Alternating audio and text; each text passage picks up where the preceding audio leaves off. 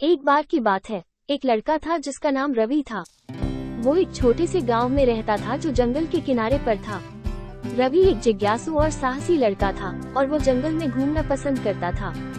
एक दिन रवि ने अकेले जंगल में टहलने का फैसला किया। वो लंबे समय तक चला, एक घुमावदार रास्ते का अनुसरण करता हुआ जो उसे जंगल के भीतर गहराई से ले जाता था। सूरज ढलने के साथ रवि को एहसास हुआ कि वो खो गया है। उसने अपने कदमों को वापस खोजने की कोशिश की, लेकिन वो और भी अधिक खो गया। वो डरने लगा। वो अपने चारों ओर जानवरों की आवाजें सुन सकता था और वो नहीं जानता था कि क्या करना है। रवि एक पेड़ के नीचे बैठ गया और शांत होने की कोशिश की। उसने एक गहरी सांस ली और सोचा कि उसे क्या करना चाहिए।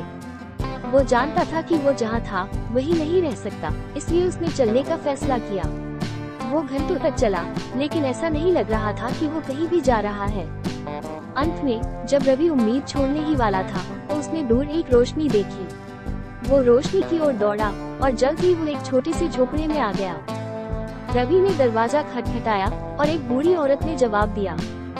बूढ़ी औरत ने रवि को अंदर ले लिया और उसे कुछ खाने और पीने को दिया।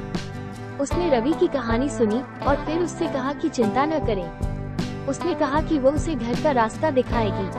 अगली सुबह बूढ़ी औरत ने रवि को जंगल के किनारे वापस ले आया।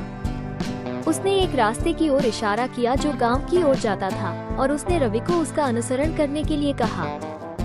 रवि ने बूढ़ी औरत को उसके मदद के लिए धन्यवाद दिया और वो रास्ते पर चल पड़ा। रवि कुछ घंटों तक चला और जल्द ही वो गांव में आ गया। वो घर लौटने में बहुत खुश था। वो अपनी माँ के पास दौड़ा और अपने माता पिता को अपने साहसिक कार्य के बारे में बताया। उसके माता पिता बहुत राहत महसूस कर रहे थे कि वो सुरक्षित था। रवि ने कभी उस बूढ़ी औरत को नहीं भुलाया जिसने उसे घर का रास्ता दिखाया था। वो अक्सर उससे मिलने जाता था और वो हमेशा उसे उपहार ले जाता था। बूढ़ी औरत रवि की दयालुता के लिए बहुत आभारी थी और उसने उसे जंगल के बारे में बहुत कुछ सिखाया। रवि एक बुद्धिमान और दयालु व्यक्ति के रूप में बड़ा हुआ। उसने बूढ़ी औरत से जो सबक सीखे थे उन्हें कभी नहीं भुलाया और वो हमेशा दूसरों की मदद करता था।